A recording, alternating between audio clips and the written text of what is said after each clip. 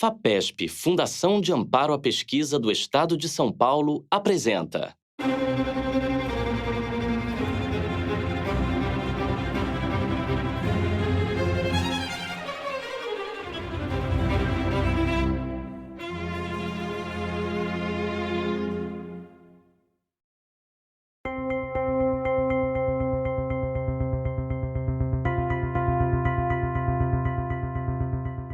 A assistência circulatória permite manter as condições hemodinâmicas dos pacientes e melhorando o estado geral, de maneira a aumentar as chances de sobrevida à espera do órgão. E reduz, então, a mortalidade antes e após o transplante cardíaco.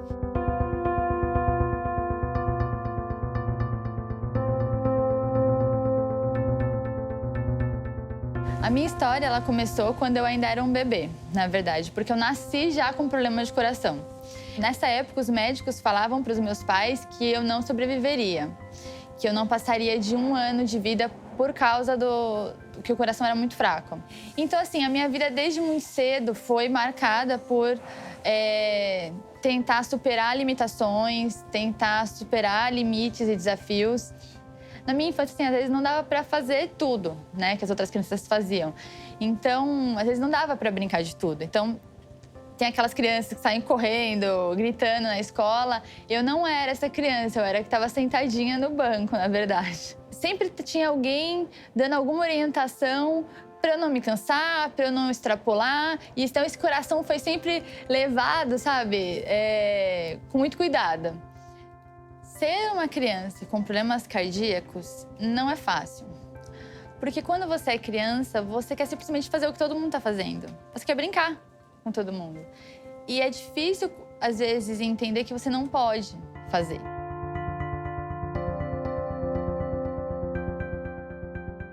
Eu sou Idagine Sestari, trabalho na área de bioengenharia, dirijo o laboratório de bioengenharia do Instituto do Coração. No projeto, nós desenvolvemos um equipamento médico para uso em assistência circulatória de pacientes pediátricos que aguardam por um transplante cardíaco e que apresentam um quadro de insuficiência cardíaca grave.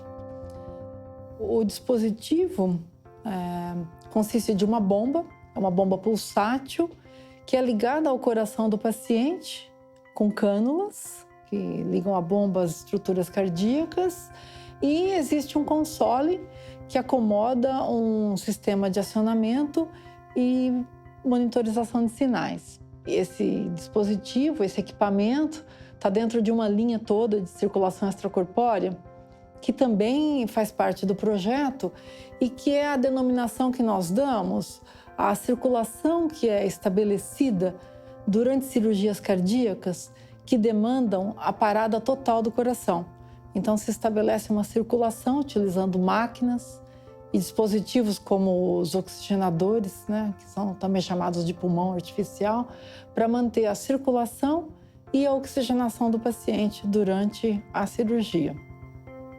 O dispositivo, então, tem um funcionamento muito fácil, muito semelhante ao do coração em ciclos, de enchimento e esvaziamento. Então, o dispositivo é ligado ao coração por cânulas, o sangue do paciente penetra o dispositivo entra no dispositivo através de cânulas.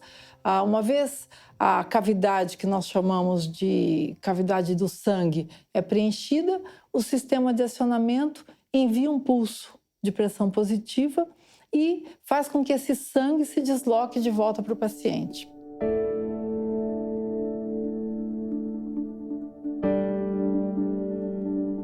Chegou uma fase em que realmente eu fui ficando muito cansada. Com 14 anos eu precisei fazer uma operação de urgência. Aos 20 anos de idade eles começaram a falar de transplante, mas eu fui negada para a fila do transplante, porque eu tinha uma questão também no pulmão que impedia de eu ser aceita na fila por um coração. Eu brinco que eu fui perdendo as coisas meio homeopaticamente na minha vida. Então uma hora não dava mais para fazer isso, depois não dava mais para fazer aquilo.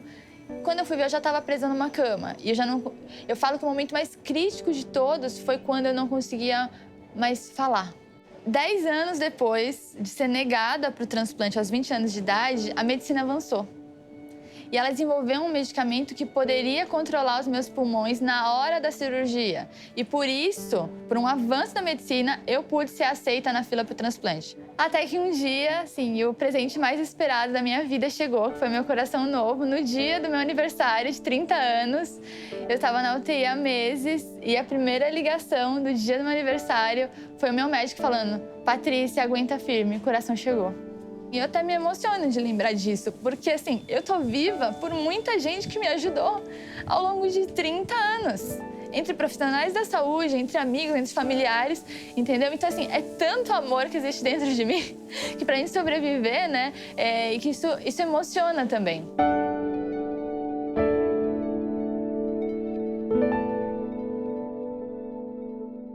O projeto impõe grandes desafios. Há uma grande diversidade anatômica nos pacientes pediátricos.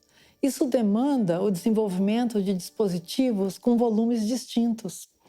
Quanto menor o coração do paciente, menor o tamanho do dispositivo e maior a complexidade do escoamento do fluido ou do sangue no interior desse dispositivo.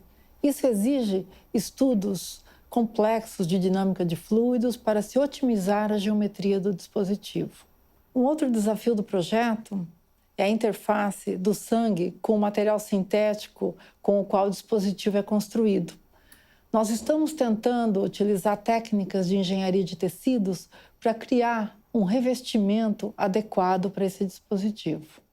O dispositivo de assistência ventricular, que também é chamado DAV, pode também ser utilizado em outras situações, além dessa, à espera do transplante, que nós chamamos de ponte para o transplante. O DAV, então, pode ser utilizado para a recuperação do coração em situações agudas. Hoje nós não temos, no Brasil, um dispositivo que permita a assistência circulatória de crianças que estão à espera do transplante. Existem dispositivos importados, países como a Alemanha e os Estados Unidos desenvolvem esse tipo de dispositivos, mas os custos dos dispositivos importados são inviáveis para a política do SUS.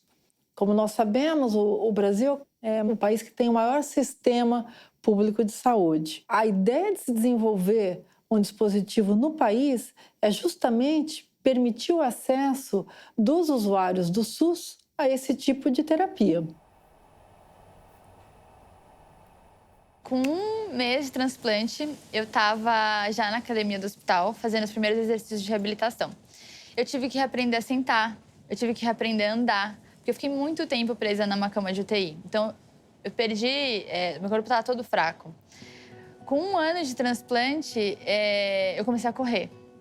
Eles me permitiram correr e, assim, a primeira vez que eu corri, eu estava no hospital, estava na esteira, foram eles que aumentaram, assim, a velocidade.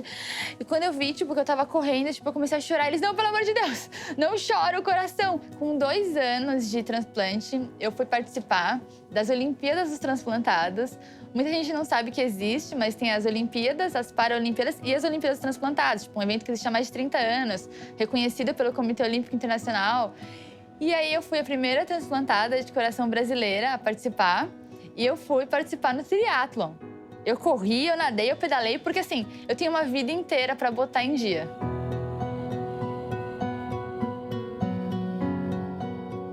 O apoio da FAPESP a esse tipo de pesquisa multidisciplinar e de alta complexidade é fundamental. Nós pudemos adquirir insumos, equipamentos, montar o laboratório para realmente realizar esse tipo de pesquisa. O projeto integra vários times. É um projeto multidisciplinar, com médicos, engenheiros, físicos, biólogos, ou seja, nós temos várias áreas envolvidas no projeto. Nós formamos várias parcerias estratégicas para executar o projeto.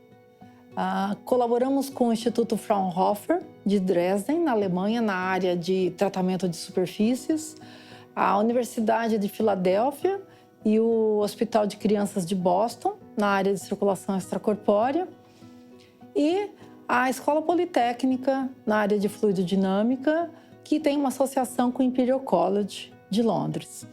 Nós desenvolvemos protótipos da bomba e com esses protótipos nós realizamos testes em simuladores do sistema circulatório que permitem reproduzir as condições hemodinâmicas dos pacientes. Depois nós realizamos testes com sangue de animais, de suínos ou bovinos, de acordo com as normas internacionais, para avaliar os danos que o uso de uma bomba desse tipo podem causar no sangue. Na sequência, nós estudamos o dispositivo em animais, primeiramente em testes de horas, de curta duração, e depois testes crônicos, onde o dispositivo foi implantado por períodos de até 30 dias. A expectativa, então, é seguir para os testes de avaliação pré-clínica e depois conseguirmos a aprovação da Anvisa para, então, iniciar a avaliação clínica do dispositivo. O projeto dá continuidade a um desenvolvimento histórico aqui no Instituto do Coração, que teve início com o professor Zerbini e o professor Adib, construindo o que foi a primeira máquina de circulação extracorpórea, que permitiu a disseminação desse tipo de procedimento tanto no Brasil como na América Latina. E que foi, na realidade, o que permitiu que a cirurgia cardíaca brasileira se colocasse num patamar internacional. Além de desenvolvermos tecnologias de interesse médico e de interesse para a população, ou seja, o projeto permite transferir o conhecimento adquirido na universidade para a população. Se existisse esse dispositivo ventricular, quando eu tinha 20 anos de idade, eu poderia ter sido transplantada, que é o que hoje é feito com os casos como o meu, que eu tinha hipertensão pulmonar. Então, hoje, outras pessoas não vão precisar passar por tudo que eu passei na minha vida, porque tem pessoas lutando por elas. Tudo que eu queria era ganhar um novo coração e poder seguir minha vida, e poder sobreviver. E se eu tô viva hoje graças a essa doação de órgãos, a alguém que disse sim, a uma família que disse sim em algum lugar do Brasil. E por isso a minha vida pôde renascer, recomeçar completamente. Eu brinco que eu renasci na mesma vida. E hoje eu tô aqui para contar a minha história e para contar para tanta gente que tá passando por tanta coisa difícil, tanta coisa que eu já passei, que vem uma vida maravilhosa por aí, sabe? Que a gente tem que ter esperança, que a gente tem que lutar, que a gente tem que ter fé na vida, porque coisas maravilhosas acontecem. Com o desenvolvimento desse tipo de tecnologias, nós podemos fazer com que uma camada maior da população, que é a população usuária do Sistema Único de Saúde, do SUS, possa também se beneficiar desse tipo de terapias, hoje só disponíveis no exterior. Vale lembrar que o Brasil tem um enorme déficit na balança comercial com a importação de equipamentos do exterior, de maneira que é interessante poder realizar o desenvolvimento local de tecnologias. Nós temos uma boa ciência e temos capacidade para esse tipo de desenvolvimento. Projetos como o nosso permitem a transferência do conhecimento gerado através da pesquisa científica para a população, contribuindo então para uma melhor qualidade de vida do nosso povo.